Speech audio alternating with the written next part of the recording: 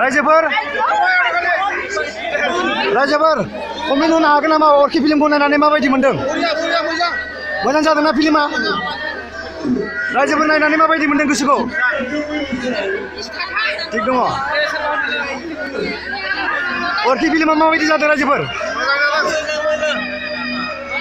अरखि फिल्मा माबायदि जादों रायजोफोर? मादै बुंनो हागोन नामा अरखि फिल्मा माबायदि जादों? मोजां जादों ना? आच्छा दे जागोन दे। आरो उनावहाय जाबावोबा बिदि साबसिन जालांनो हाथों। अके गोजोननाय थाबाय। आदै मोजां जादोंना फिल्मा नायनो?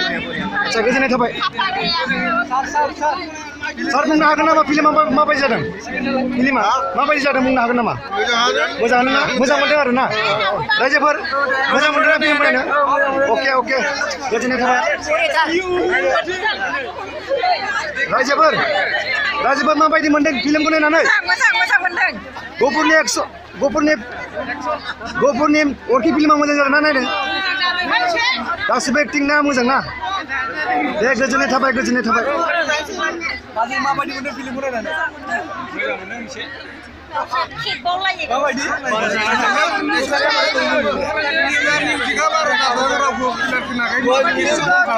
फिल्मा माबायदि जादों रायजोफोर?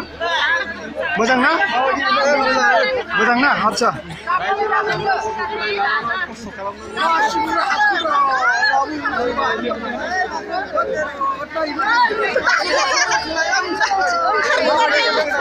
जोंहा अरखि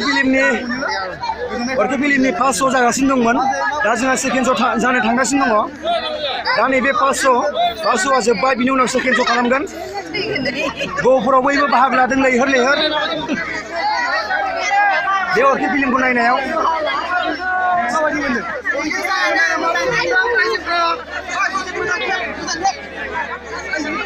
बेबायदि आङो मालाबाबो जोंनि गफुराव बे अरखि फिल्मनि थाखाय माबायदि मोनदों फिल्मखौ नायनानै सार? बे अरखि फिल्मनि थाखाय एसेबां जोंखौ सापर्ट होदों।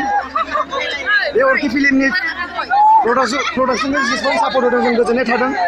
रायजोफोर बुंनो हागोन नामा अरखि फिल्मा माबायदि जादों? गोजोननाय थाबायना? मोजां जादोंना फिल्मा? आच्छा अके गोजोननाय थाबाय। रायजोफोर माबायदि मोनदों फिल्मखौ नायनानै? बुंनो हागोन ना? मोजां जादों ना? आच्छा।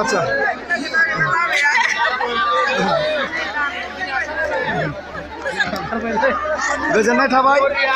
गफुरनि गासै रायजो राजाफोरानो बे अरखि फिल्मखौ नायनायाव लैहोर बाहागो लादों। जों नोंथांमोननिसिम गोजोननाय थाबाय।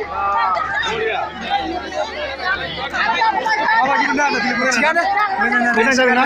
आच्छा दे थिगानो दं।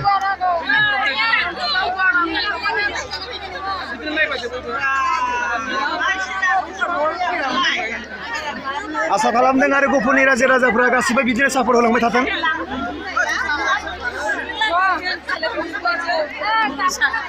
आच्छा आदै माबायदि मोनदों फिल्मखौ नायनानै?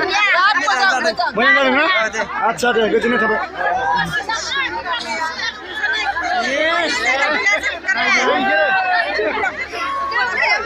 जोंहा अरखि फिल्मनि फार्स्ट श' जादोंमोन। दा जोंहा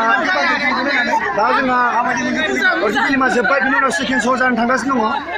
आं मालाबाबो बेबायदि गफुराव मानसि जानाय नुफेराखैमोन। जोबोद मोजां जादों।